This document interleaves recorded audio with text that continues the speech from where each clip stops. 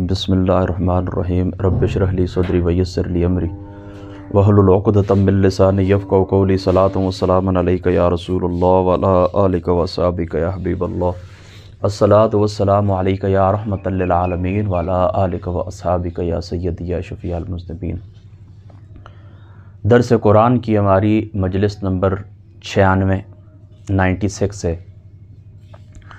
آپ لوگوں کے علم کے اندر ہے کہ ہماری 95 مجالس مکمل ہو چکی ہیں، اور سورہ نساء شریف کا ہم نے آغاز کیا تھا۔ ایک نشست کے اندر میں نے آپ کو تعارف کرایا ہے، اس کے مضامین میں نے آپ کو بتائے، اور دوسری نشست کے اندر پہلی 4 آیات بینات کا پہلی 10 آیات ہم نے ایک رکوع کے اندر پڑھی تھی،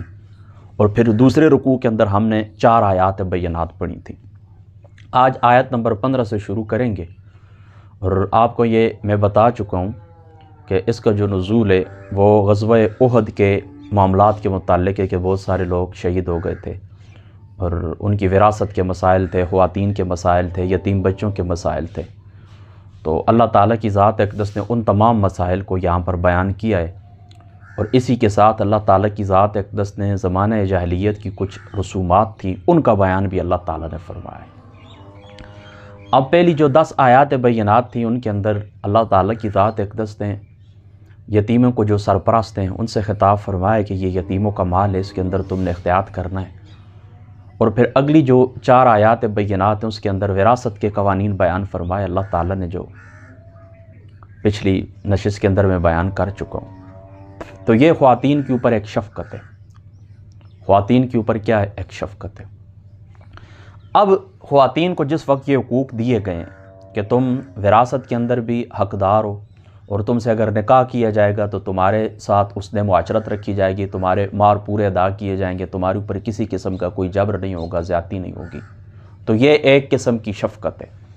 اگر میں بھول نہیں رہا ہوں تو تفسیر فتح المنان کے اندر یا تفسیر مدارک کے اندر، یعنی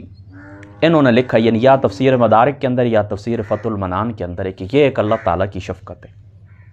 اللہ تعالیٰ کی ایک شفقت ہے کہ یہ تمہارے حقوق ہیں، تمہیں مل گئے ہیں، تم مال کی بھی وارث ہو، تم وراثت کے اندر بھی حقدار ہو۔ اب اللہ تعالیٰ نے آگے جو آیات بینات آئی ہیں، یعنی اگر یہ جرم کے اندر پڑ جائیں تو ان کو اس سے روکا جائے۔ اللہ تعالیٰ نے اگلی آیات بینات کے اندر، یعنی وراثت کے بعد، اللہ تعالیٰ کی ذات اقدس نے یہ بیان فرما کر خواتین کے اوپر شفقت کو کامل فرما دیا ہے۔ یعنی وہ بھی شفقت ہے کہ یہ چیز ہے تمہاری، اس کو لے لو، اور یہ بھی شفقت ہے کہ تمہیں برے راستے سے روکا جائے، تم کسی برے راستے کے اوپر چل پڑو تو اس سے کیا کیا جائے؟ تمہیں منع کیا جائے۔ یہ بھی کیا ہے؟ شفقت ہے۔ بسم اللہ الرحمن الرحیم۔ اب دیکھیں اللہ تعالیٰ فرماتا ہے واللاتی یأتین الفاحشۃ من نسائکم فاستشہدوا علیہن اربعۃ منکم۔ اللہ تعالیٰ فرماتا ہے اور جو کوئی ارتکاب کرے بدکاری کا،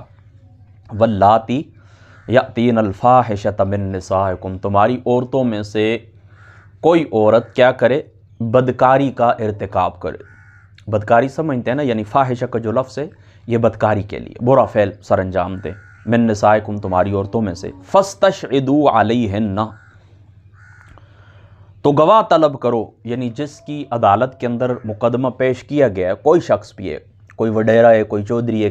گاؤں کے جس طرح فیصلے ہوتے ہیں، یہ آج بھی صوبہ سرات کے اندر اس طرح قبائلی جو سسٹم ہے، قبیلوں کے اندر وہ فیصلے ہوتے ہیں۔ تو فرمایا کہ اب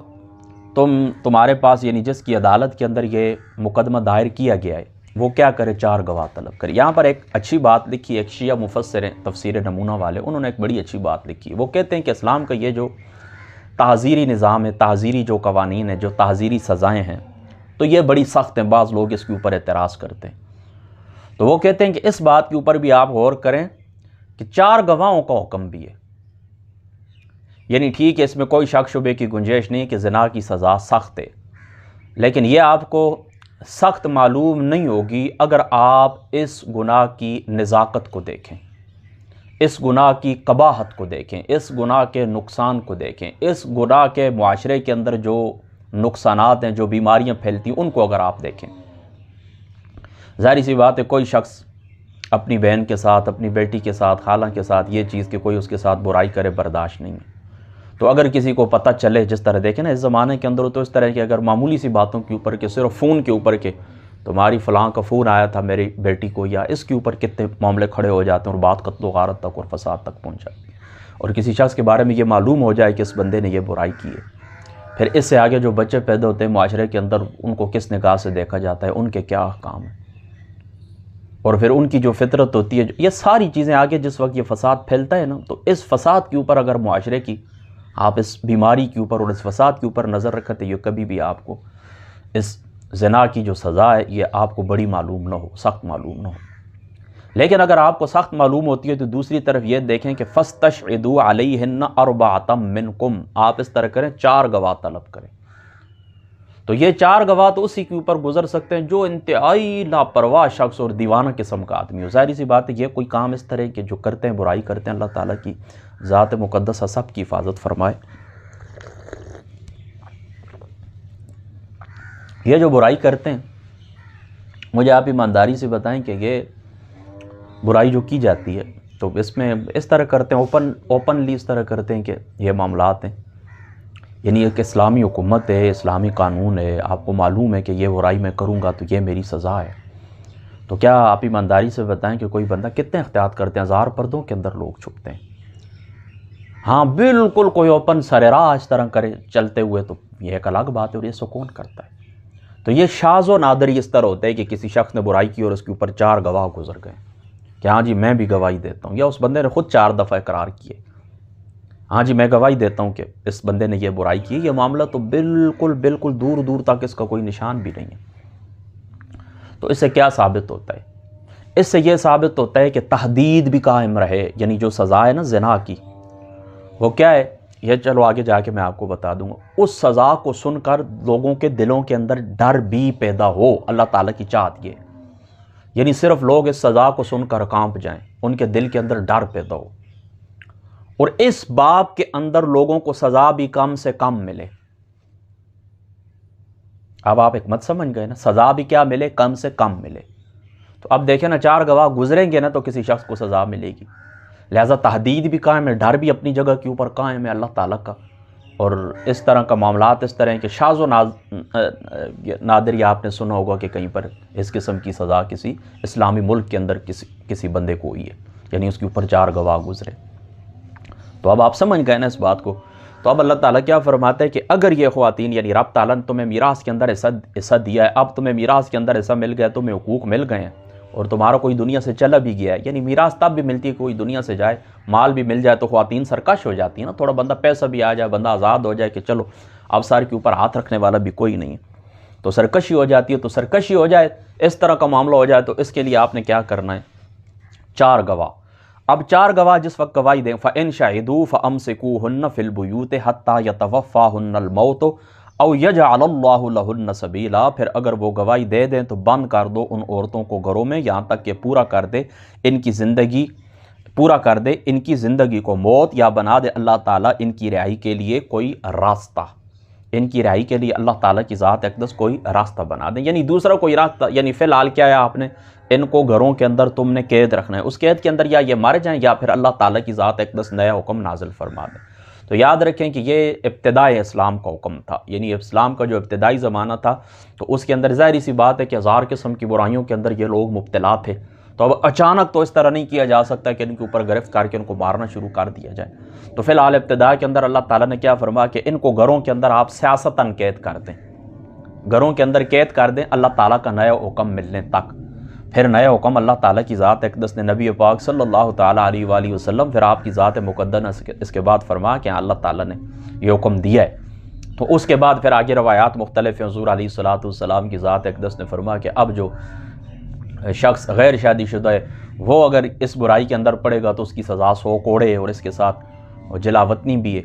اور جو شادی شدہ اس قسم کا معاملہ کرے گا تو یعنی برائی کرے گا تو اس کی سزا کیا ہے، اس کو سنگسار کرنا ہے۔ تو بہرحال اس کے اوپر انشاءاللہ الگ گفتگو کروں گا، یہ سنگسار، زنا کی جو سزا سنگسار کرنا ہے، موجودہ دور کے اندر ماڈرن ایج کے اندر لوگوں نے اس کے اوپر کیا اعتراض کیا۔ بہرحال یہ آپ ذہن کے اندر رکھ لیں، علماء احناف اسی کے قائل ہیں، یعنی اب جو بندہ برائی کرے اور وہ غیر شادی شدہ ہو تو اس کو 100 کوڑے مارے جائیں گے، اور جو بندہ شادی شدہ ہو، صفت احسان کے اوپر رہنے والا شخص ہو، شادی شدہ ہو، تو اس کو کیا کیا جائے گا؟ سنسار کیا جائے گا، ٹھیک ہے۔ اب یہ جو موقف ہے احناف کا،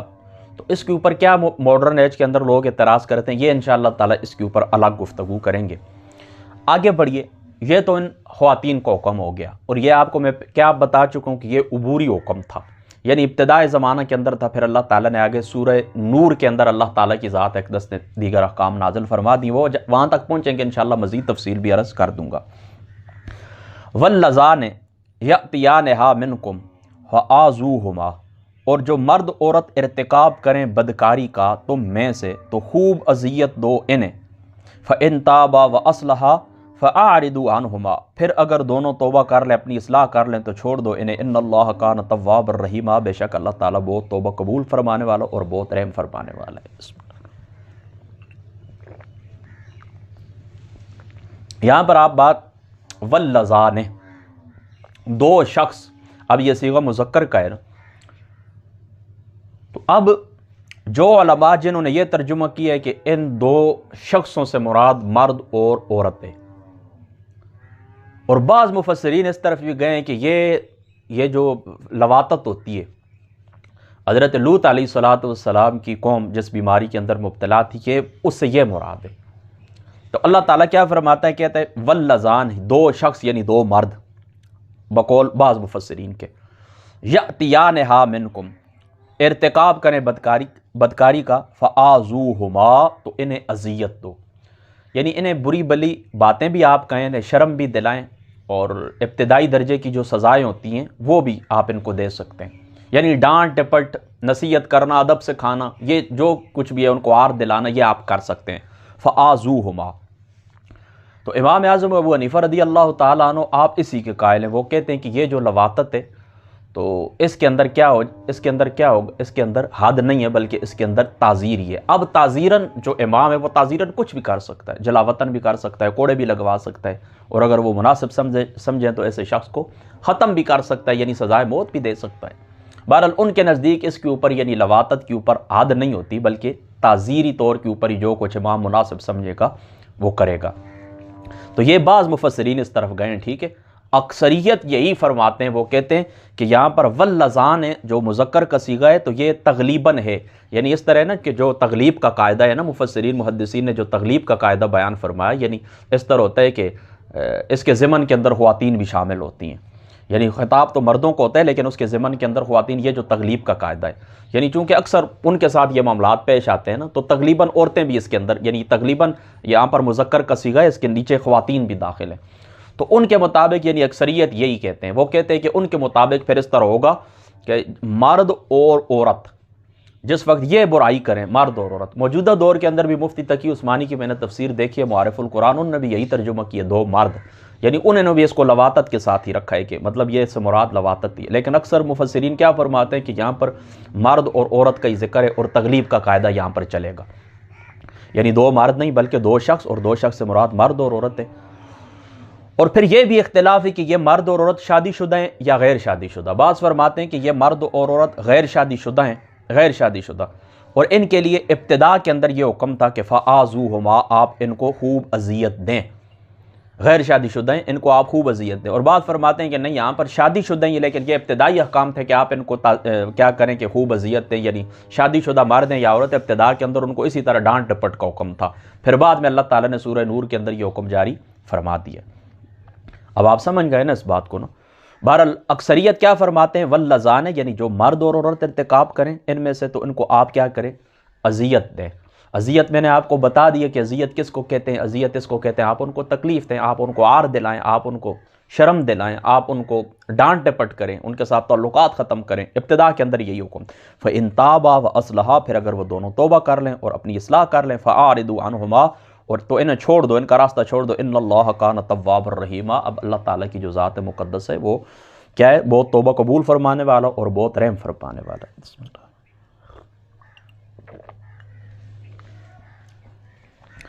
اب ظاہر اسی بات ہے کہ یہاں پر توبہ کا ذکر ہے۔ اب جب توبہ کا ذکر ہے تو توبہ کیا چیز ہے؟ آگے اللہ تعالیٰ نے پھر توبہ کا ذکر بھی کیا ہے کہ توبہ کیا ہوتی ہے، توبہ کس وقت کی جاتی ہے، کس وقت کرنی چاہیے، کیا ہونا چاہیے۔ یہ آگے پھر اللہ تعالیٰ نے یعنی پچھلی آیات بینات کے ساتھ اگلی آیت کریمہ کا انما التوبۃ علی الذین للذین یعملون السوء بجہالۃ ثم یتوبون من قریب فاولئک یتوب اللہ علیہم وکان اللہ علیما حکیما۔ تو اللہ تعالیٰ نے یہاں پر پھر توبہ بھی بیان فرما دی، یعنی یہ برائی تم نے کی ہے نا، اب تم توبہ کرتے ہو تو اس کا کیا قاعدہ ہے آپ سنیں۔ یاد رکھیں، ایک ہے کہ بندے سے کوئی خطا سرزد ہی نہ ہو پوری زندگی کے اندر، یعنی امکان ہونے کے باوجود بھی کسی قسم کی کوئی خطا سرزد نہ ہو، وہ بالکل معصوم ہوں، یعنی اندر خطا کرنے کی صلاحیت موجود ہوتی ہے، اگر کرنا چاہیں تو کر سکتے ہیں، لیکن حفاظت کی بنا کے اوپر وہ خطا ان سے صادر نہیں ہوتی۔ تو یہ درجہ انبیاء علیہ السلام کا کہ پوری زندگی کے اندر، یعنی ان کی جو ابتدائی زندگی ہوتی ہے، بچپن، اعلان نبوت سے پہلے، اعلان نبوت کے بعد، کسی قسم کی خطا ان سے سرزد نہیں ہوتی۔ تو یہ تو مقام انبیاء کا یا پھر فرشتوں کا کہ ان کے اندر جو ہے خطا کرنے کی صلاحیت اللہ تعالیٰ نے رکھی نہیں، وہ اللہ تعالیٰ کی نوری مخلوق ہیں۔ تو جو کچھ اللہ تعالیٰ نے ان کی ڈیوٹیاں لگائی ہیں، وہ یوں سمجھیں کہ اسی مدار کے اندر وہ چکر کاٹ رہے ہیں، جو کچھ ان کی ڈیوٹیاں ہیں وہ ادا کرتے ہیں۔ اور دوسرا وہ ہے کہ بندہ خطا کرے، بلکہ گناہ کرے اور گناہ کبیرہ کرے اور اس کے اوپر اصرار کرے اور توبہ کرے ہی نہیں، بالکل توبہ کا سوال ہی نہیں پیدا ہوتا، بس آگے بڑھتے رہیں گناہوں کے اندر، آگے سرکش ہوتے رہیں۔ تو یہ کس کی صفت ہے؟ یہ شیاطین کی صفت ہے کہ جو شیاطین ہیں یا شیاطین کے آگے ماننے والے وہ اس طرح کرتے ہیں، سرکش ہوتے ہیں کہ پوری زندگی وہ گناہ کرتے ہیں، پھر گناہ کے اوپر اڑے رہتے ہیں، اصرار کرتے ہیں، ان کی بغاوت سرکشی کے اندر پوری زندگی اضافہ ہوتا ہی رہتا ہے۔ دو باتیں ہو گئی۔ بسم اللہ۔ اور تیسرے کون ہیں؟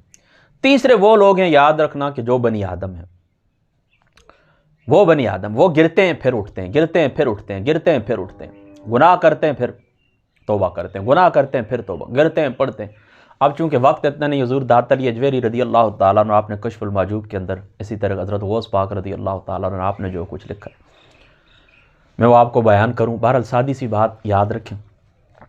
یعنی حضرت غوث پاک رضی اللہ تعالیٰ عنہ آپ کی تحریر بھی اور حضرت داتا صاحب کی کشف المحجوب والی تحریر بھی بالکل میری آنکھوں کے سامنے، خلاصہ میں آپ کو بتاتا ہوں۔ زندگی میں 1 کروڑ دفعہ بھی آپ سے خطا ہو جائے، گرتے رہیں تو اللہ تعالیٰ کو پکارنے میں کبھی بھی آپ نے ہار محسوس نہیں کرنی، یعنی کبھی آپ نے یار میں کتنی دفعہ میں توبہ کرتا ہوں پھر مجھ سے ہو جاتا ہے، اب تو چھوڑ ہی نہیں، ہو سکتا ہے اب اللہ تعالیٰ مجھے معاف ہی نہ کرے۔ نہیں، اللہ تعالیٰ کی رحمت سے مایوس ہونا یہ مسلمان کی شان ہی نہیں ہے، یہ صفت کن لوگوں کی ہے؟ کفار کی۔ وہ اللہ تعالیٰ سے بے خوف ہونا، بالکل اللہ کی ذات سے بے خوف ہونا، اور اسی طریقے سے اللہ تعالیٰ کی جو ذات مقدس، یعنی اللہ تعالیٰ سے ایک تو بے خوف ہونا، ایک اس کی رحمت سے مایوس ہونا، یہ کفاروں کا طریقہ۔ مسلمان کبھی بھی نہ اللہ سے بے خوف ہوتا ہے اور نہ ہی اس کی رحمت سے نا امید ہوتا ہے۔ تو حضرت داتا صاحب نے لکھا اسی بندے کے متعلق، وہ کہتے ہیں اللہ جی میں نے گناہ کیا، پھر گناہ، پھر آئے ہوں، پھر گناہ، پھر توبہ، اب کیا؟ تو اللہ تعالیٰ نے فرمایا تو نے گناہ کیا ہے، ہم نے تمہیں مہلت دی ہے، تو نے ہماری طرف رجوع کیا ہے، ہم نے تیرے رجوع کو قبول کیا، اب اگر تم پھر رجوع کرنا چاہتا ہے ہماری رحمت کے دروازے کھلے۔ اور حضرت غوث پاک رضی اللہ تعالیٰ عنہ آپ فرماتے ہیں کہ کامیابی یہ نہیں ہے کہ بندہ اس طرح ہے کہ محفوظ ہو جائے، بالکل بس اب کوئی گناہ ہوتا ہی نہیں، بالکل لگی بدی ایک زندگی، گھر سے مسجد، مسجد سے گھر، کاروبار والی نہ کسی سے بالکل نہیں۔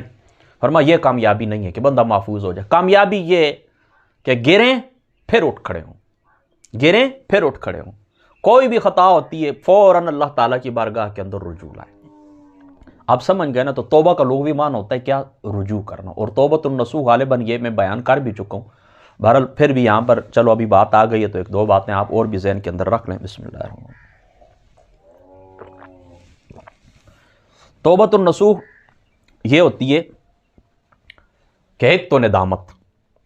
جو گناہ آپ نے کی ہے اس کے اوپر آپ کو ندامت ہے کہ ایسا نہیں ہونا چاہیے، اور یہ زندہ ضمیر کی علامت ہوتی ہے، نفس لوامہ فالہمہا فجورہا وتقواہا۔ وہ نفس لوامہ اسی طرح ہی ہوتا ہے کہ وہ اگر اس سے کوئی گناہ ہوتا ہے اس کو وہ بھی محسوس ہوتا ہے، نیکی بھی محسوس، نیکی کر کے خوشی ہوتی ہے اور گناہ کر کے دل رانی محسوس کرتا ہے، یہی نفس لوامہ ہے۔ سمجھ گئے نا؟ تو یہ زندہ ضمیر کی علامت ہوتی ہے۔ ہاں گناہوں کے بوجھ تلے ضمیر مار کے مردہ ہو جائے،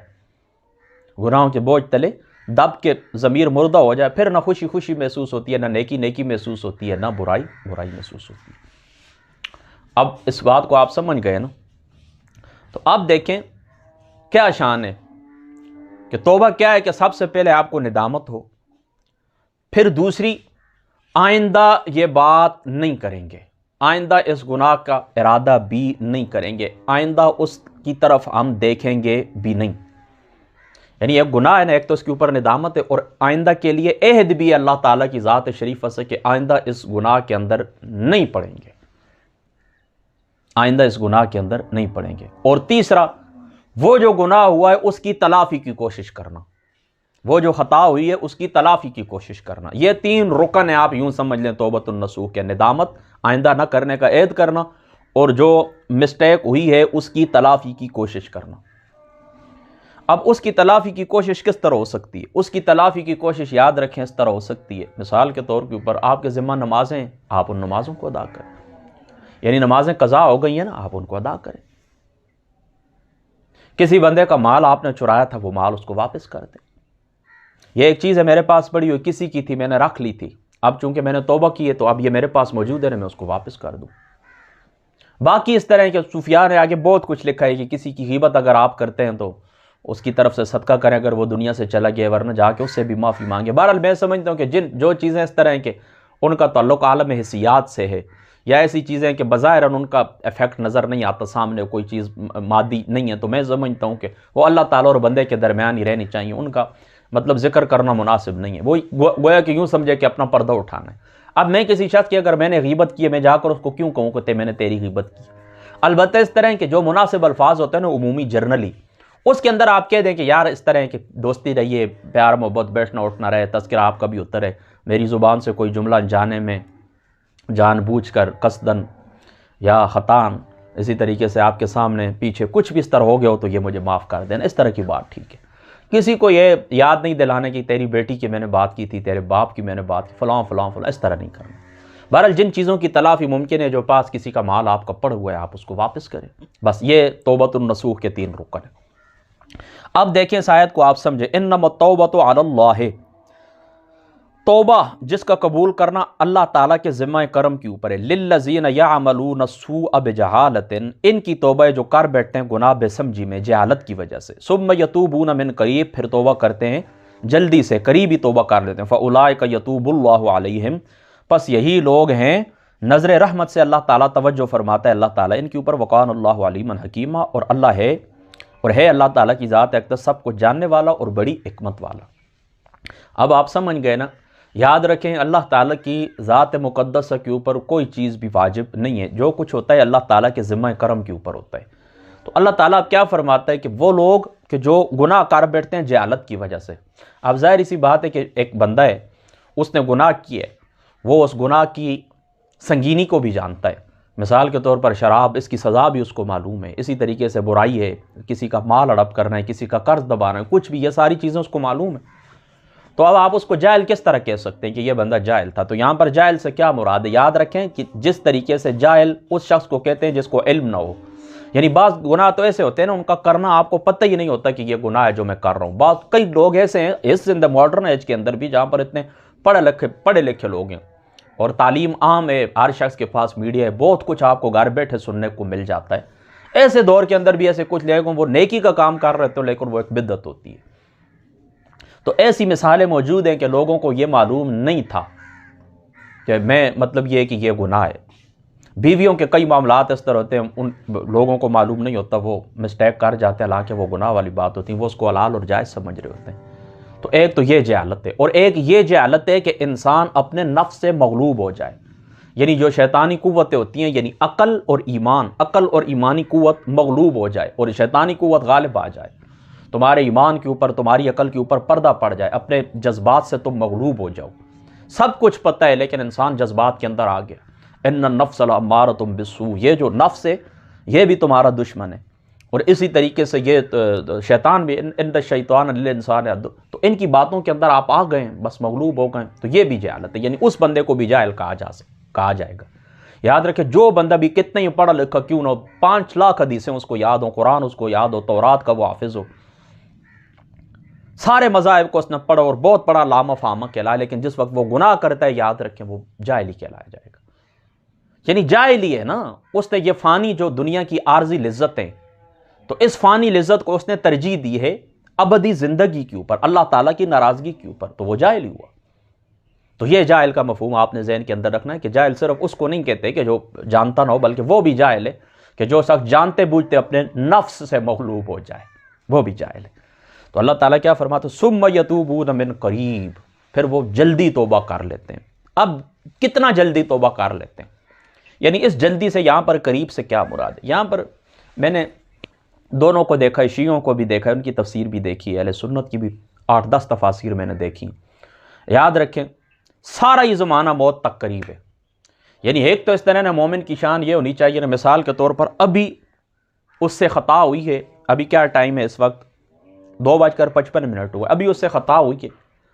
اور 2:58 پہ یا 3 بجے وہ توبہ کر لیتا ہے، 2-4 منٹ کے اندر اس کو وہ یار یہ مجھ سے کیا ہو گیا، یہ مجھ سے کیا ہو گیا، میں نے غلطی کی، اللہ تعالیٰ کی ذات ہے، معافی اللہ تعالیٰ کی ذات ہے، چاہتا ہوں، تو یہ بھی قریبی ہے، جلدی اس نے توبہ کر لی ہے۔ اگر وہ شام کو توبہ کر لیتا ہے یہ بھی جلدی ہے، یہ بھی قریب ہے، کل صبح توبہ کر لیتا ہے، ہفتے کے اندر کر لیتا ہے، یہ بھی قریبی ہے۔ لیکن اس قریب کا یعنی ہر کل آت ان قریب، ہر آنے والا زمانہ قریب ہی ہوتا ہے، اور یہ جو انسان کی موت ہے یہ بھی انسان کے قریب ہی ہے۔ تو یاد رکھیں قریب سے مراد یہ ہے کہ اس وقت سے لے کر موت تک، غرغرہ موت لگنے تک، حضور علیہ الصلوۃ نے فرمایا، ابن ماجہ شریف کی روایت ہے کہ غرغرہ موت تک اللہ تعالیٰ کی ذات اقدس تمہاری توبہ قبول فرماتے۔ ٹھیک ہے نا؟ ایک ہوتا ہے یاد رکھے بندہ زندگی سے مایوس ہونا، اس کو کہتے ہیں یاس، اور ایک ہوتا ہے باس۔ یاس اور باس کے اندر آپ نے فرق یاد رکھنا ہے۔ یاس یہ ہوتی ہے مثال کے طور پر انسان ایسی بیماری کے اندر مبتلا ہو گیا، کوئی کینسر ہے آخری سٹیج کے اوپر ہے، بلڈ کینسر اس کو ہو گیا، اور کوئی بڑی یرکان اس طرح گندی بیماریاں، اللہ پاک سب کی حفاظت فرما، ہمارے بچوں کی، ہمارے آنے والی نسلوں کی۔ اب وہ اس طرح ہے نا کہ وہ بندہ اس طرح ہے کہ اس نے کیا کیا ہے کہ اس کو زندگی کا معاملہ ختم ہو گیا، اس کو اب یہ امید بالکل نہیں رہی، بالکل کامل یقین اس کو ہو گیا کہ اب میں نے اٹھ کر چارپائی سے اتر کر دوبارہ زندگی کے مزے نہیں لینے، اب یہ زندگی کا سفر تھا میرا مکمل ہو گیا، اب میں یہاں پر ہی ہوں، اب موت کب آ جائے یہ تو نہیں پتہ، گھنٹے بعد آ جائے۔ میں نے خود اپنی زندگی کے اندر اپنی آنکھوں سے ایسے لوگوں کو دیکھا ہے کہ جو دوبارہ نہیں اٹھے، لیکن 10-10 15-15 سال بھی انہوں نے چارپائی کے اوپر گزارے۔ 3-3 مہینے والے لوگ میں نے اپنی آنکھوں سے ایسے دیکھیں، 6-6 ماہ تک، جن کو آپ زنقدن کہتے ہیں نا، عالم نزا، یوں سمجھے وہ کیفیت ان کے اوپر تارلی تھی، وہ جس طرح نا کہ انسان وہ خراٹے لیتے رہتے ہیں نا، بس کچھ کھانا کچھ پینا کچھ بھی نہیں۔ تو ہمارے ادھر اس طرح ہمارے ایک بھائی تھے، اللہ تعالیٰ ان کی مغفرت، 8-10 سال پہلے بلکہ زیادہ ہو گئے، وہ بھی کہیں سیڑھی سے گرے تھے تو 3-4 مہینے اسی طرح بالکل خاموش وہ پڑے رہے۔ تو اس طرح ہوتا ہے چارپائی کے اوپر بھی بعض لوگ بیماری کی حالت میں بھی، مطلب ان کی جسم بالکل ناکارہ ختم ہو چکے ہوتے ہیں، لیکن اللہ تعالیٰ کے کام ہے، ان کی زندگی چلتی رہتی ہے،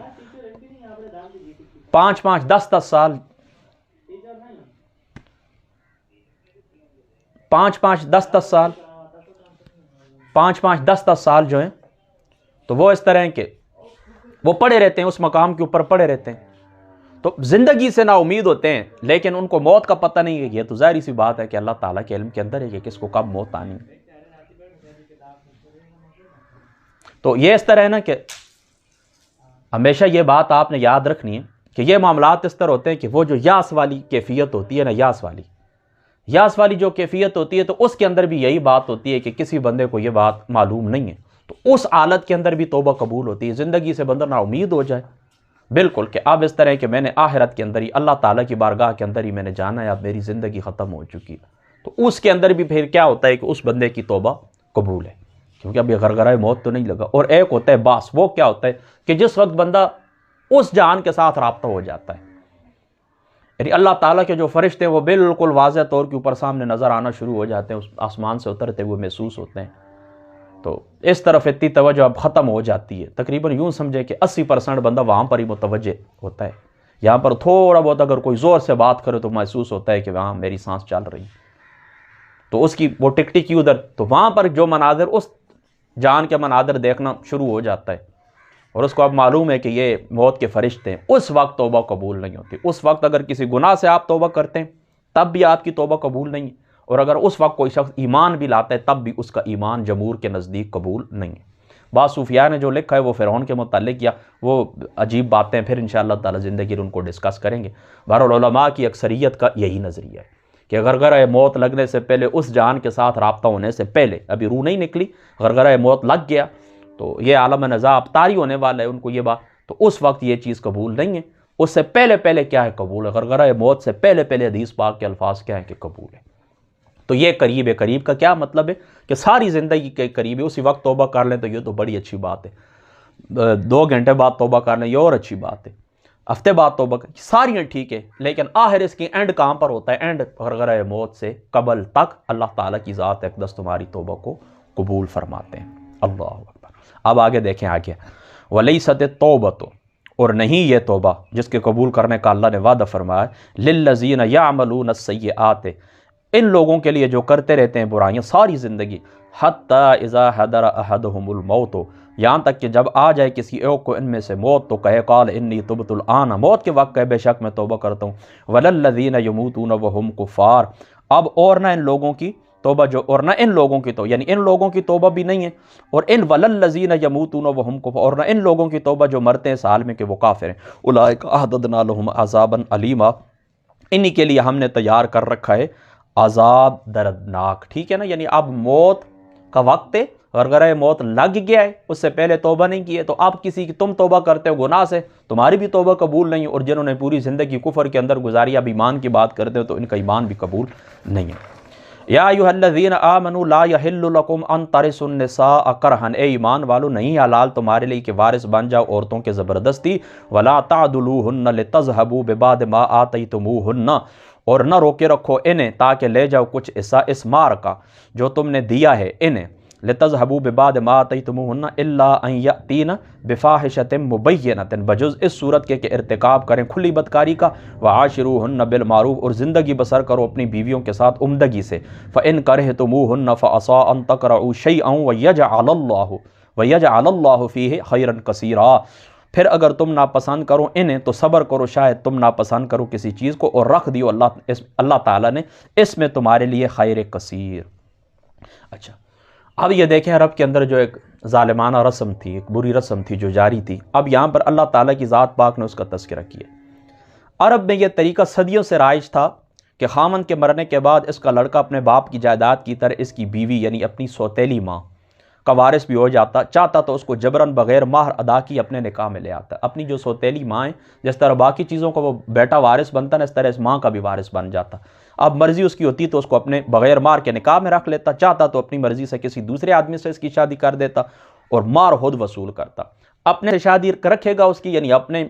عقد میں نکاح میں اس کو لے گا تو کیا کرے گا؟ مہر کچھ بھی نہیں، مرضی کے دوسرے کے ساتھ نکاح کر دے اور مہر کیا کرے گا؟ خود لے لے گا، اور چاہتا تو ساری عمر یوں ہی بیوگی کی زندگی گزارنے پر مجبور کر دیتا، اور اس کے مرنے کے بعد اس کی میراث کا تنہا وارث بن جاتا۔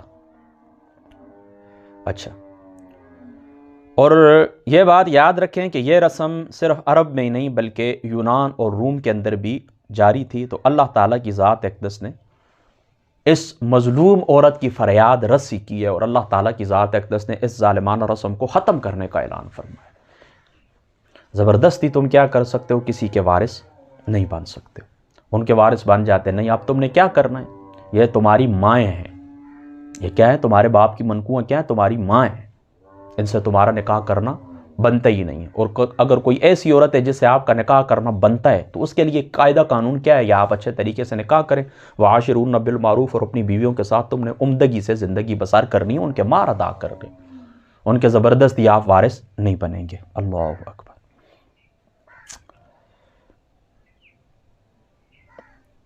اچھا اب دیکھیں، یا ایھا الذین آمنوا لا یحل لکم ان ترثوا النساء کرہا ولا تعدلوہن لتذہبوا ببعض ما آتیتموہن، اور نہ روکے رکھو انہیں تاکہ لے جاؤ کچھ حصہ اس مہر وغیرہ کا جو تم نے دیا ہے، الا ان یأتین بفاحشۃ مبینۃ، یہاں تک کہ وہ آ جائیں ایسی صورت کا ارتکاب کریں کہ جس کو آپ کھلی بدکاری کہتے ہیں۔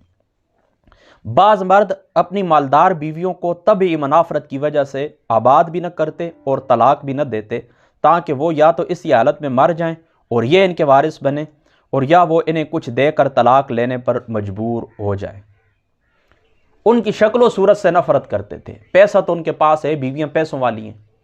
یا ان کا بہت زیادہ مہر مقرر ہے، اگر طلاق دیں تو وہ مہر وہ ادا نہیں کر سکتے، یا ان کے پاس مال و دولت ہے اور چاہتے ہیں کہ یہ مر جائیں اور ہم ان کے وارث بنیں، اور شکل و صورت ان کی پسند نہیں ہے، تو اس صورت میں کیا کرتے؟ عمدگی کے ساتھ ان کے ساتھ گزارا بھی نہیں کرتے تھے، یعنی ان کو مارتے پیٹتے بھی تھے، ڈانٹ ٹپٹ بھی کرتے تھے، اور ان کو طلاق بھی نہیں دیتے تھے، یعنی نہیں پسند تو یا چھوڑ دو، یا رکھنا چاہتے ہو تو عمدگی سے رکھو، لیکن یہ کام وہ نہیں کرتے تھے۔ بس یہی کہتے تھے کہ اللہ کرے یہ مر جائیں ہم ان کے وارث بنیں، تو یا پھر اس طرح کریں کہ یہ ہمیں خود کچھ کہیں کہ چلو یار اتنا جو ظلم کرتے ہو تو یہ پیسے میری دولت پکڑو اور مجھے کیا کرو؟ طلاق دے دو۔ اللہ اکبر۔ یا پھر اس طرح کہ اس شرط کے اوپر، بعض مفسرین نے لکھا اس شرط کے اوپر اسے طلاق دیتے کہ وہ اور کسی سے شادی نہیں کرے۔ تو ان تمام چیزوں سے قرآن نے منع فرمایا ہے۔ ہاں اگر عورت فاحشہ مبینہ کی مرتکب ہو تو پھر خلا کی اجازت ہے۔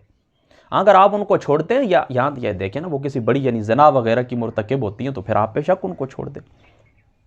ٹھیک ہے۔ اللہ اکبر۔ اور یہاں پر حضور نبی پاک صلی اللہ تعالیٰ علیہ وآلہ وسلم آپ کا فرمان بھی سن لیں کہ وَعَاشِرُوهُنَّ بِالْمَعْرُوفِ، اور زندگی بسر کرو اپنی بیویوں کے ساتھ عمدگی سے۔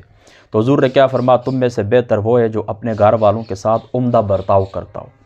تم میں سے بہتر وہ ہے جو اپنے گھر والوں کے ساتھ کیا کرتا ہو؟ عمدہ برتاؤ کرتا ہو۔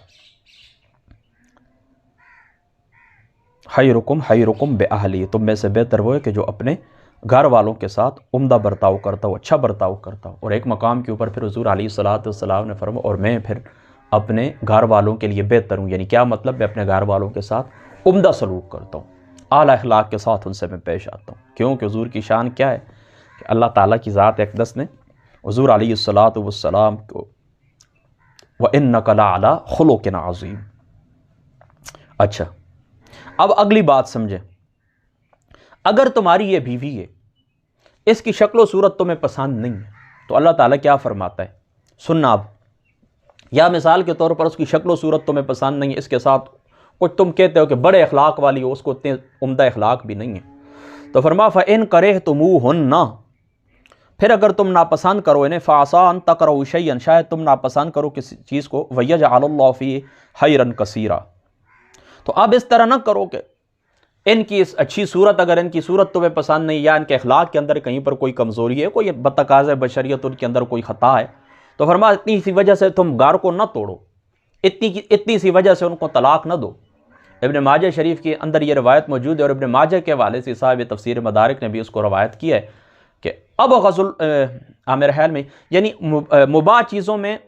اب غزل اللہ تعالیٰ یعنی جو حلال کام ہے، جائز کام ہے، مباح کام ہے، ان میں سب سے ناپسندیدہ کام اللہ تعالیٰ کو طلاق ہے۔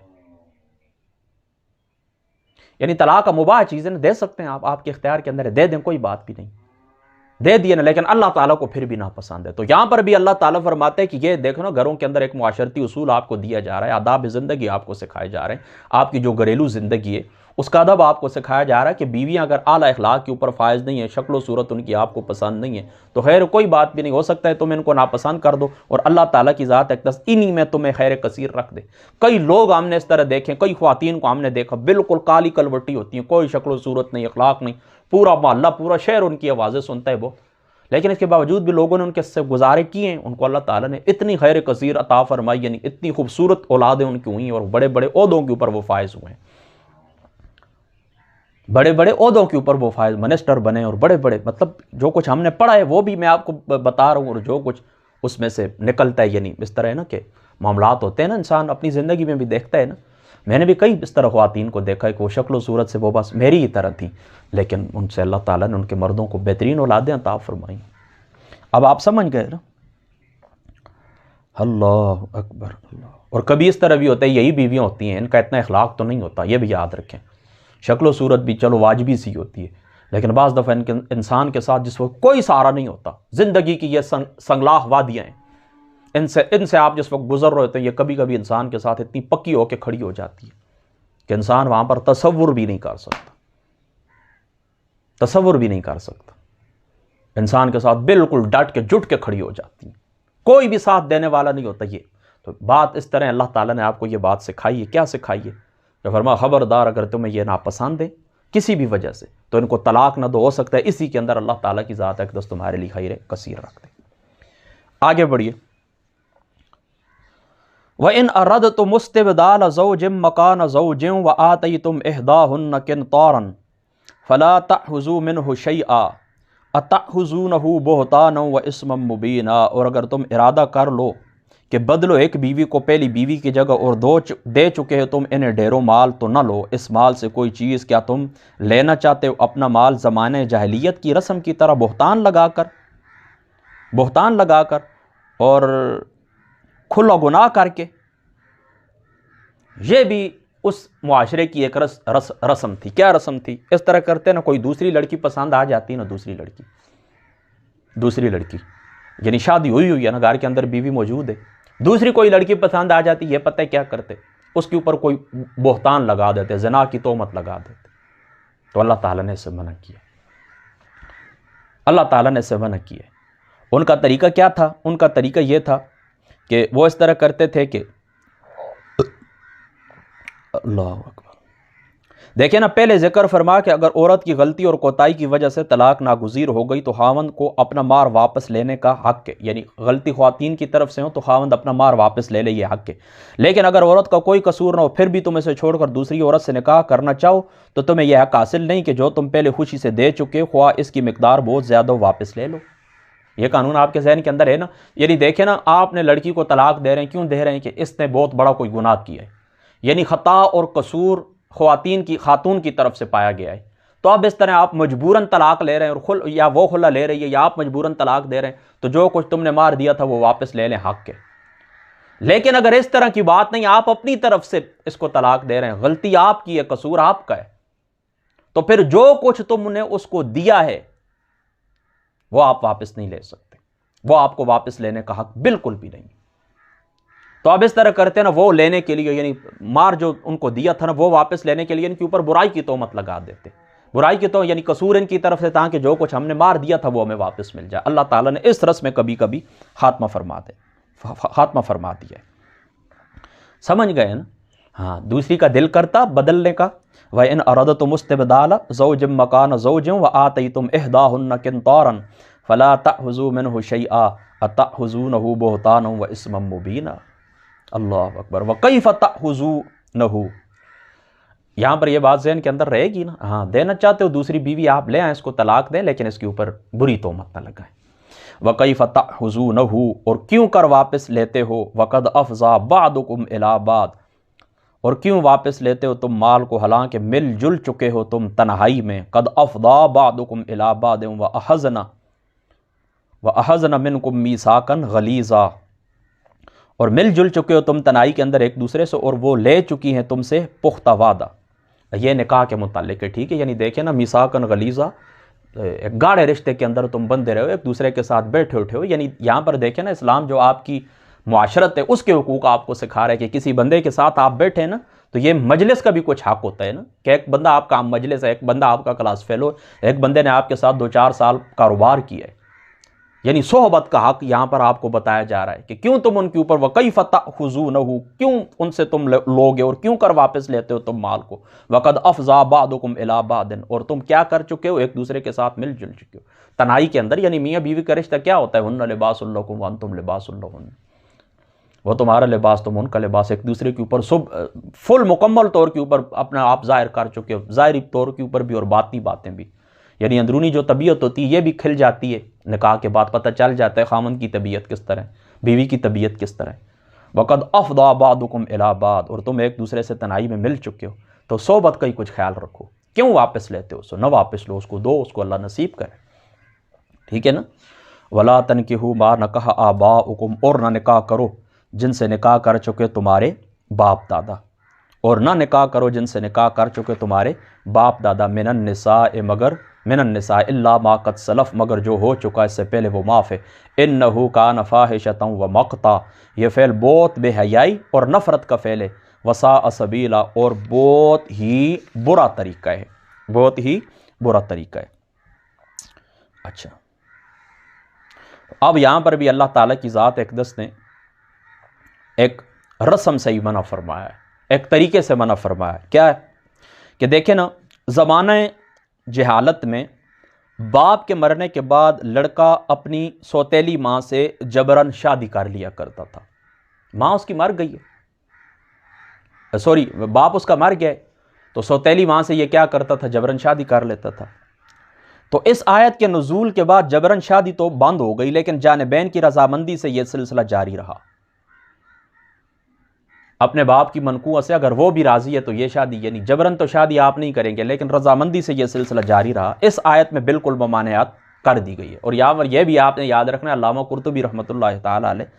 آپ نے یہاں پر ان لوگوں کے بہت سارے نام بھی گنوائے کہ جنہوں نے اپنی سوتیلی ماؤں سے نکاح کیا تھا. تو اللہ تعالیٰ کی ذات اقدس نے اس سے منع فرما دیا کہ جو تمہارے باپ کی منقوہیں باپ دادا کے نکاح کے اندر، ان کے مرنے کے بعد تم نے ان سے نکاح نہیں کرنا. سمجھ گئے نا آپ اس بات کو؟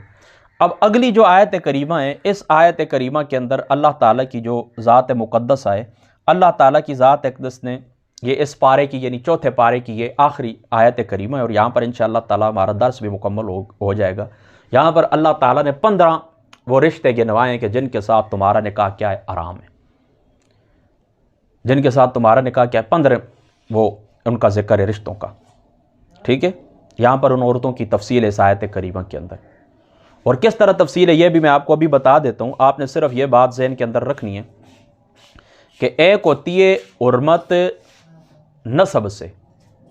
ایک حرمت کس سے ہوتی ہے؟ نسب سے. اور جو رشتے حضور علیہ السلام کے فرمان کے مطابق جو رشتے نسب سے حرام ہوتے ہیں، وہی رشتے رضاعت سے بھی حرام ہوتے ہیں. اور ایک ہوتی ہے حرمت مسائرت، یہاں دامادی رشتہ جس کو آپ خوش دامن ساس کہتے ہیں، دامادی رشتہ جس گھر کے ساتھ آپ کا سببی رشتہ قائم ہو جاتا ہے، دامادی رشتہ قائم ہو جاتا ہے. تو یہ 15 وہ لڑکیاں ہیں جن کے ساتھ آپ نکاح نہیں کر سکتے. ان کو اللہ تعالیٰ کی ذات اقدس نے اس آیت کریمہ کے اندر سورہ نساء شریف کی آیت نمبر 23 کے اندر اللہ تعالیٰ کی ذات اقدس نے گنوایا ہے. ٹھیک ہے، سمجھ گئے نا؟ اب پہلے آیت میں پڑھ دیتا ہوں، اس کے بعد پھر میں آپ کو بات سمجھاتا ہوں. حرمت علیکم امہاتکم، حرام کر دی گئی ہیں تم پر تمہاری مائیں، وبناتکم اور تمہاری بیٹیاں، واخواتکم اور تمہاری بہنیں، وعماتکم اور تمہاری پھوپھیاں، وخالاتکم اور تمہاری خالائیں، وبنات الاخ اور تمہاری بتیجیاں، وبنات الاخت اور تمہاری بانجیاں، وامہاتکم اللتی ارضعنکم اور تمہاری مائیں جنہوں نے تمہیں دودھ پلایا ہے، واخواتکم من الرضاعۃ اور تمہاری بہنیں، واخواتکم من الرضاعۃ اور تمہاری بہنیں رضاعت والی، وامہات نسائکم اور تمہاری مائیں تمہاری بیویوں کی، اور وہ مائیں جو تمہاری بیویوں کی مائیں یعنی تمہاری ساس، وربائبکم اللاتی فی حجورکم اور تمہاری بیویوں کی بیٹیاں جو تمہاری گود میں پرورش پا رہی ہیں، من نسائکم اللتی ان بیویوں سے، من نسائکم اللاتی ان بیویوں سے دخلتم بہن جن سے تم صحبت کر چکے ہو. فَإِن لَمْ تَكُونُوا دَخَلْتُمْ بِهِنَّ اور اگر تم نے صحبت نہ کی ہو، فَلَا جُنَاحَ عَلَيْكُمْ ان بیویوں سے تم نے صحبت نہیں کی ہے نا، تو کوئی حرج نہیں ہے تم کیا کرو کہ ان کی بیٹیوں سے نکاح کرو. وَحَلَائِلُ أَبْنَائِكُمْ وَحَلَائِلُ أَبْنَائِكُمْ تو ان بیویوں سے کوئی حرج نہیں ہے کہ تم ان بیویوں سے کیا کرو؟ نکاح کرو. وَحَلَائِلُ أَبْنَائِكُمْ اور حرام کی گئی ہیں تمہاری بیویاں تمہارے ان بیٹوں کی جو تمہاری پشتیں سے، وَحَلَائِلُ أَبْنَائِكُمُ الَّذِينَ مِنْ أَصْلَابِكُمْ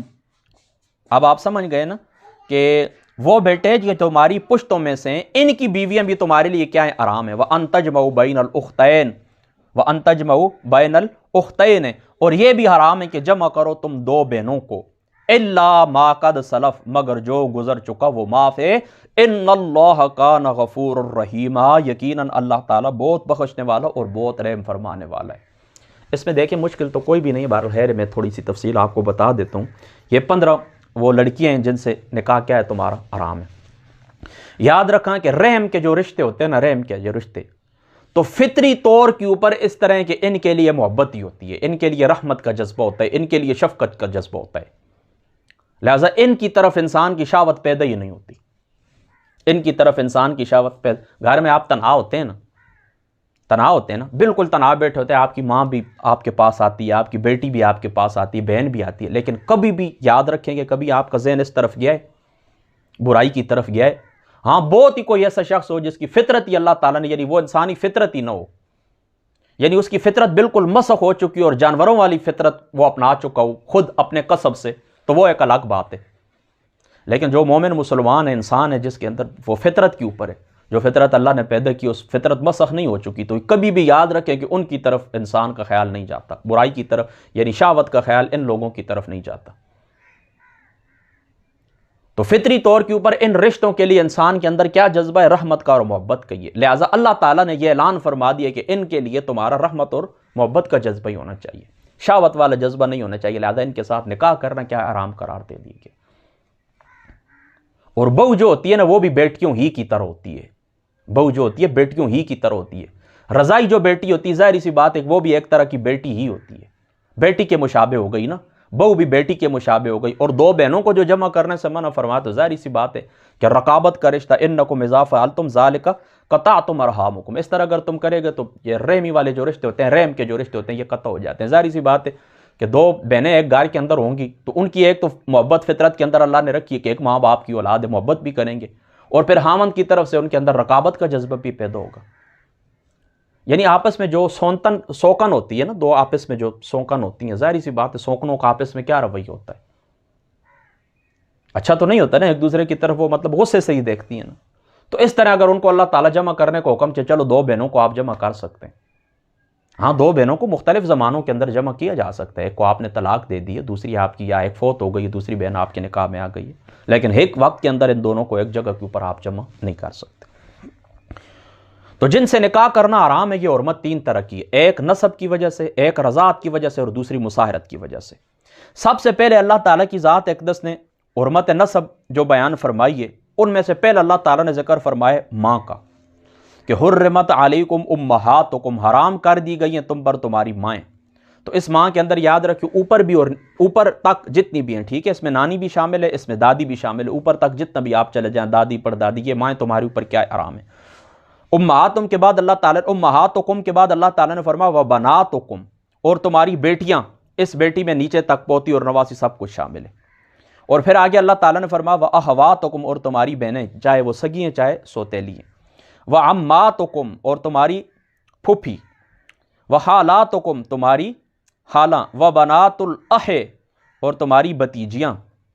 وبنات الاخت، اور تمہاری بانجیاں۔ یہ کتنے ہو گئے؟ 7 رشتے ہو گئے۔ یہ 7 رشتے کون سے ہیں؟ یہ رشتے نسب کی طرف سے تمہارے اوپر کیا ہیں؟ حرمت نکاح ہے، ان سے آپ نکاح نہیں کر سکتے، ان سے آپ شادی نہیں کر سکتے۔ اب حرمت نسب کے بعد باری آ گئی حرمت رضا کی، حرمت رضا کی۔ تو اب دیکھیں رضاعت کی طرف سے جو رشتے حرام ہوتے ہیں وہی انہی کی طرف سے، یعنی جو رشتے نسب کی طرف سے حرام ہوتے ہیں وہی رشتے رضاعت کی طرف سے بھی حرام ہوتے ہیں۔ حضور علیہ الصلوۃ کا فرمان ہے یحرم من الرضاء ما یحرم من النسب، تو جو کچھ رضا کی طرف سے حرام ہوتا ہے وہی کچھ کیا ہے؟ نسب کی طرف سے، یعنی نسب والے جو رشتے ہیں وہی رضائی رشتوں کے اندر تبدیل ہو جاتے ہیں تو وہ سارے حرام ہی ہوتے ہیں۔ اب آپ سمجھ گئے نا؟ تو اللہ تعالیٰ کیا فرماتا ہے وَأُمَّهَاتُكُمُ اللَّتِي أَرْضَعْنَكُمْ، اور تمہاری مائیں جنہوں نے تمہیں دودھ پلایا ہے، وَأَخَوَاتُكُم مِّنَ الرَّضَاعَةِ، اور تمہاری وَأَخَوَاتُكُم مِّنَ الرَّضَاعَةِ، اور تمہاری بہنیں رضاعت سے، وَأُمَّهَاتُ نِسَائِكُمْ، یعنی اب رضاعت والے رشتے کون سے ہو گئے؟ ماں، تمہاری ماں جس کا تم نے دودھ پیا ہے، اور اس کی آگے جتنی بھی اولادیں ہیں، اس کی جو بھائی ہیں، اس کے جو بیٹے ہیں وہ تمہارے کیا ہیں؟ بھائی ہیں، اس کی جو بیٹیاں ہیں وہ تمہاری بہنیں ہیں۔ سمجھ گئے نا؟ وَأُمَّهَاتُ نِسَائِكُمْ، اور تمہاری جو بیویوں کی امیاں ہیں، یعنی تمہاری ساس جس کو خوش دامن کہتے ہیں، وہ بھی تمہارے اوپر کیا ہیں؟ حرام ہے۔ اچھا اب ربیبہ پتہ ہے کس لڑکی کو کہتے ہیں؟ ربیبہ اس لڑکی کو کہتے ہیں جو آپ کی بیوی کی بیٹی ہے، آپ کی کیا ہے؟ بیوی کی بیٹی ہے، اور یہ پیچھے کسی خامن سے، یعنی دیکھیں نا، مثال کے طور پر میں کسی خاتون سے شادی کرتا ہوں تو اب اس طرح ہے کہ وہ میرے گھر کے اندر آئی ہے، پہلے سے وہ شادی شدہ تھی تو اس کی ایک بیٹی بھی ہے، تو وہ میری کیا ہو گئی؟ ربیبہ ہو گئی۔ تو اس ربیبہ کے ساتھ نکاح کرنا حرام ہے، لیکن کس صورت کے اندر حرام ہے؟ کہ جب وہ بیوی آپ کی، کہ جس بیوی کے ساتھ آپ صحبت کر چکے، مباشرت کر چکے، اگر اس کے ساتھ آپ نے صحبت نہیں کی ہے، یعنی نکاح ہونے سے پہلے یا آپ نے اس کو طلاق دے دی، آپس میں ملنے سے پہلے آپ نے اس کو طلاق دے دی ہے، تو پھر اس ربیبہ کے ساتھ بھی نکاح ہو سکتا ہے۔ لیکن وہ جس کے دخلتم بہن، تم ان کے ساتھ صحبت کر چکے ہو، تو وہ ربیبہ میں بھی تمہارے اوپر کیا ہے؟ حرام ہے۔ وربائبکم اللاتی فی حجورکم، تمہاری اور تمہاری بیویوں کی بیٹیاں جو تمہاری گودوں میں پرورش پا رہی ہیں۔ تمہاری گودوں میں پرورش پانے کی یہ جو قید ہے، تمام مفسرین نے لکھا ہے کہ یہ اتفاقی قید ہے۔ یعنی اس وقت عمومی طور پر اسی طرح ہی ہوتا تھا کہ وہ جو ربیبہ ہوتی تھیں تو وہ جن کو خطاب کیا گیا تھا ان کی گودوں کے اندر وہ پرورش پانے والی تھی۔ باقی اس طرح کہ یہ اتفاقی قید ہے، یعنی ہر جگہ اس طرح نہیں ہوتا۔ کوئی بھی ایسی خاتون ہے اگر اس کی بیٹی ہے، یعنی وہ آپ کی بیوی بن چکی ہے اور اسے آپ مباشرت کر چکے ہیں، اور اس کی کوئی بیٹی ہے اگرچہ آپ کی وہ گود کے اندر پرورش نہیں پا رہی، کہیں اور کہیں نانی دادی کے پاس وہ پال رہی ہے، تو اس کے ساتھ بھی آپ کا نکاح آرام ہی ہوگا۔ یہ جو قید ہے یہ قید اتفاقی ہے۔ ہاں یہ قید لازمی ہے، کون سی؟ کہ مباشرت اس کے ساتھ آپ کر چکے ہوں، یعنی نکاح کیا، نکاح کے بعد آپ مباشرت بھی کر چکے ہوں، ٹھیک ہے؟ مباشرت یعنی اس بیوی کے ساتھ آپ تنہا ہو چکے ہیں، اس کے ساتھ آپ مل چکے ہیں، تو پھر اس کے بعد اس کی بیٹی تمہارے اوپر آرام۔ اگر ایسا نہیں ہے تو اللہ تعالیٰ فرماتا ہے فَإِن لَمْ تَكُونُوا دَخَلْتُمْ بِهِنَّ فَلَا جُنَاحَ عَلَيْكُمْ وَحَلَائِلُ أَبْنَائِكُمُ الَّذِينَ مِنْ أَصْلَابِكُمْ، ٹھیک ہے؟ اور فلا جناح، اور کوئی حرج نہیں تم پر ان کی بیٹیوں سے نکاح کرنے میں، اور حرام کی گئی وحلائل ابنائکم الذین من اصلابکم، اور حرام کی گئی یہ بیویاں تمہارے ان بیٹوں کی جو تمہاری پشتوں سے، یعنی اپنے جو تمہارے بیٹے ہیں نا، اپنے تمہارے بیٹے، ان کی بیویاں تمہارے اوپر حرام ہیں۔ ظاہری سی بات ہے کہ اس زمانے کے اندر اس طرح ہوتا تھا، آقا علیہ السلام کے زمانے سے پہلے، کہ لوگ اس طرح کرتے تھے کہ جو منہ بولے بیٹے ہوتے تھے نا، منہ بول، وہ حقیقی سکے بیٹوں کی طرح ہوتے تھے، تو ان کی بیٹیوں کے ساتھ بھی نکاح کرنا وہ حرام ہی اپنے اوپر سمجھتے تھے۔ وہ کہتے ہیں یہ منہ بولا بیٹا بھی حقیقی بیٹے کی طرح ہے۔ تو منہ بولا جو بیٹا ہوتا ہے، اللہ تعالیٰ کی ذات اقدس نے یہاں پر کہ یعنی جو تمہاری پشتوں سے ہیں ان کی بچیاں تو تمہارے اوپر بیٹیاں حرام ہیں، لیکن جو تمہاری پشتوں سے نہیں ہیں، آپ نے ان کو منہ بولا بیٹا کہ ان کی بیویاں جو ہے تو وہ تمہارے اوپر حرام نہیں ہیں۔ وہ اگر ان کو طلاق دے دیں تو پھر آپ ان سے نکاح کر سکتے ہیں۔ حضرت زید رضی اللہ تعالیٰ عنہ، آپ کا معاملہ بالکل ستھرا آپ کے سامنے ہے، قرآن کے اندر آپ دیکھ لیں کہ انہوں نے حضور کے وہ منہ بولے بیٹے ہی تھے، اور پھر جس وقت انہوں نے حضرت زینب کو طلاق دی تو حضور علیہ السلام کے وہ وقت شریف کے اندر تشریف لائیں گے وَأَن تَجْمَعُوا بَيْنَ الْأُخْتَيْنِ إِلَّا مَا قَدْ سَلَفَ، اور یہ بھی حرام ہے کہ جمع کرو تم دو بہنوں کو مگر جو گزر چکا وہ معاف ہے۔ إِنَّ اللَّهَ كَانَ غَفُورًا رَحِيمًا، بے شک اللہ تعالیٰ کی ذات اقدس بخشنے والا اور بہت مہربان۔ بس یہاں پر پہنچ کر ہمارا درس الحمدللہ تعالیٰ مکمل ہو گیا ہے۔ 96 ہماری مجالس مکمل ہو چکی ہیں۔ آگے پھر زندگی رہی انشاءاللہ تعالیٰ 5واں پارہ جو ہے وہ شروع ہو چکا ہے۔ انشاءاللہ تعالیٰ زندگی رہی تو اس کی طرف ہم جائیں گے۔ تو یہاں پر پہنچ کر ہماری 96 مجالس الحمدللہ تعالیٰ مکمل ہو چکی ہیں، اور اللہ تعالیٰ کی جو ذات اقدس ہے، اللہ تعالیٰ کی ذات اقدس جو گفتگو میں نے کی ہے، اللہ تعالیٰ پہلے مجھے بعد میں آپ کو عمل کی توفیق عطا فرمائے۔ وآخر دعوانا ان الحمد للہ رب العالمین۔